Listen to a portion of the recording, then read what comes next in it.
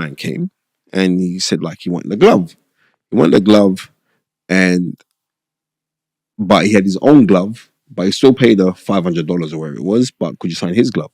So he's gone to the organizer, and the organizer most probably didn't, because he's a Mexican and he was there with his family, but he was really like, no, you gotta buy this glove. But I said, what difference does it make? He's still paying the same money.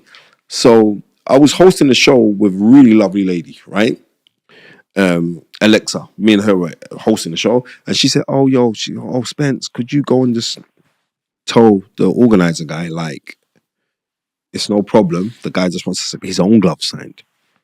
So, and I could see this guy was like this little short, tubby white American guy, but he was getting really animated on this poor Mexican guy. And the Mexican guy was just being humble. Hey, I just want to sign my glove, please. Like, you know what I mean? I don't want no trouble. Right? So I've gone over there, and I'm not even, how I speak, I'm using a lot of hand gestures. So I'm like, well, bro, this, you got the wrong end of the stick. This guy just wants the thing signed, but he wants his own glove signed. Yeah. Right? Still paying the same money. Here's the money. Right. So from the corner now, Mike's seeing my hands doing all of this to the promoter who's just booked him. Now, I know he's already got the hump because he may say, you can't talk to this guy when it comes to boxing. He knows too much boxing, right? All I hear is from the back, hey, man. You're like what? He goes, hey, you don't talk to him like that. He's the promoter. You keep your fucking mouth shut, okay? You're the fucking DJ. I said, brother, I'm not the DJ. Your mate Greg just asked me to host it. Said, I don't give a shit. This man, I'm like, so I'm looking and like, now you gotta remember, this is I don't know, 2014. I'm looking at Mike Tyson, and I know you've just been on a piss the night before. Yeah, you stunk of weed. I was looking and I'm saying, like, I fancy me chances there, you know? No, seriously, it sounds crazy. Man, that's what I know, because that's when you got it. I say I fancy my chances. And like, because especially then, he's been on this vegan thing and he's lost weight. I'm looking, I'm saying, I fancy my chance. No, seriously, I fancy my chances. Because at that time, you're in your 50s now. And at that time, I must have been about 30 something. I was like, I really do fancy my chances there. So I'm looking around to see the rest of the crew that's with me to see if they're going to back me when Mike's going off at me, right?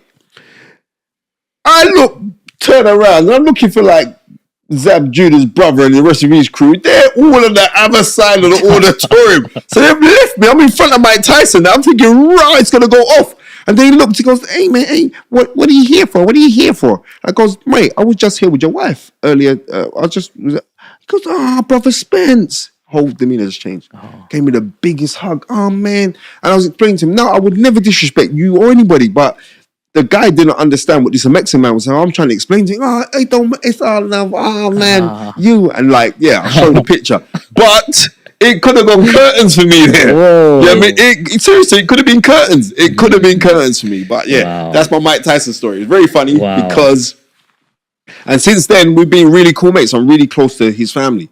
Like, his father-in-law, who's a devout Muslim, isn't a mom. His wife, his family. So we spent time with him when we was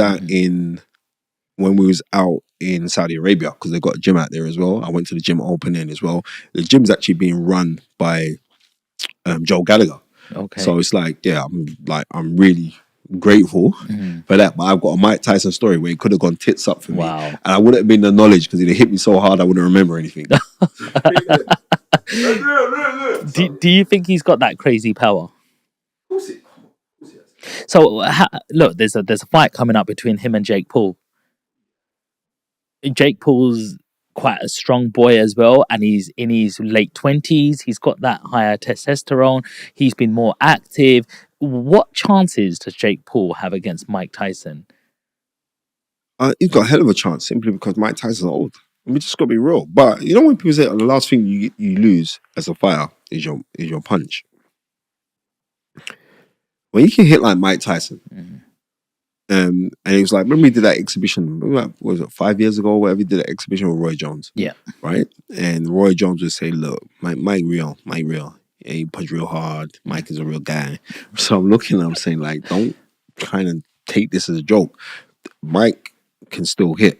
But I'm looking at that and also that was like 5 years ago, Mike. And you were an old man then, right? You got into incredible condition, but you're still an old man.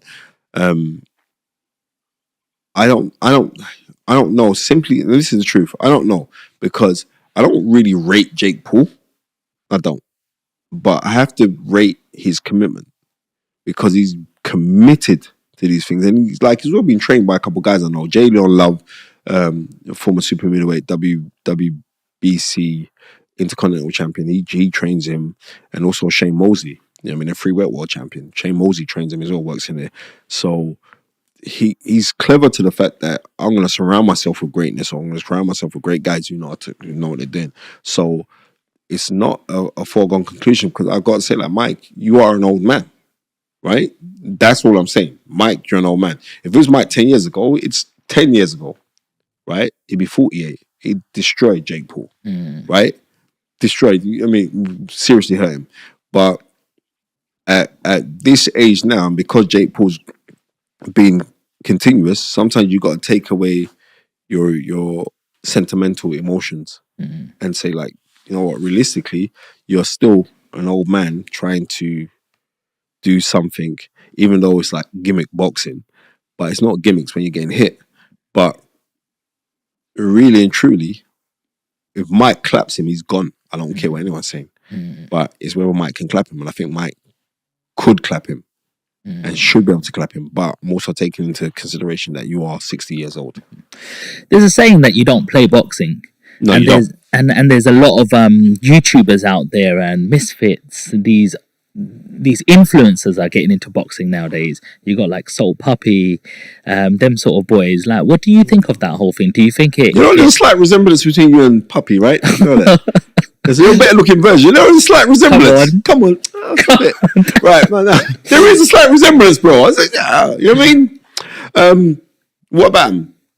You know what? Is it good for boxing, or is it demeaning? Like, you know? No, it's not. It's not demeaning. I tell you when it was demeaning. It was demeaning when Jake Paul was calling out Canelo, and I want to fight Canelo, and I beat Canelo, and blah blah blah blah, and everything else. But what I realized is through guys like KSI, who I've got to give massive props to, because it was KSI and Logan Paul that brought this whole thing to the forefront. Yeah, that made it so big. I rate the fact that they are committed to this thing now, because the majority of guys have got professional boxing trainers. You know what I mean? I know Daly Ojaderi, who's a really good up and coming coach. I used to manage him years ago, and but he's one of these coaches. I know he's making more money training these guys than he does from professional boxing, right? Because that's how much money is in this influencer boxing, because people come out, fans come out. So do I think I don't think it's a bad thing, because it's still putting spotlights on what the real thing is. And now with the influx of, because that's not real boxing. Call it what it is. It's influencer boxing, right? I don't want to be too demeaning, but it's joke boxing, right? Then you're seeing with the magnificent, and I have to call it as it is, His Excellency Turkey Al Sheikh, right? Yeah.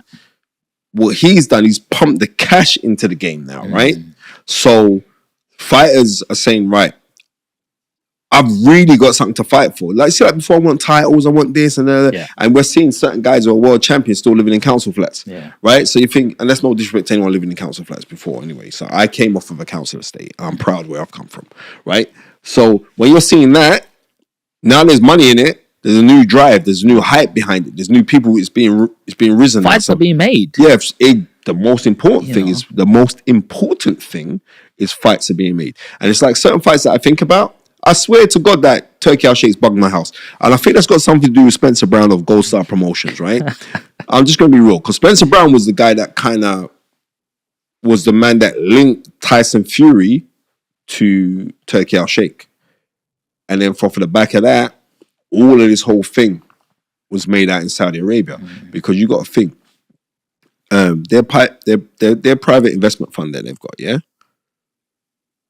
they've got something like $500 billion, right, for sport and entertainment. $500 billion, big, right?